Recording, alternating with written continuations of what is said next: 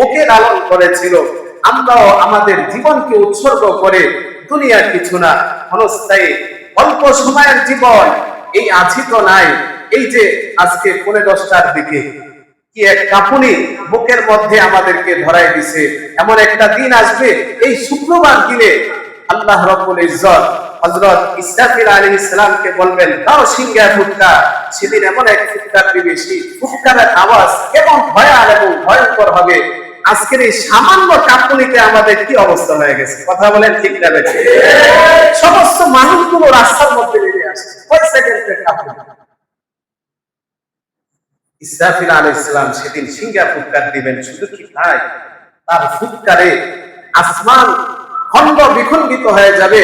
ইদাস সামাউ শাক্কাত, ইদাস সামাউ ফাতারাত, ওয়া ইদাল কাওয়াকিবু তাসারাত, তারকারাজিগুলো খসে খসে পড়তে থাকবে।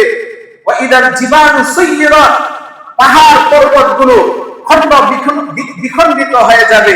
চন্দ্র চাঁদ সূর্য সবকিছু খন্ড বিখণ্ডিত হয়ে যাবে।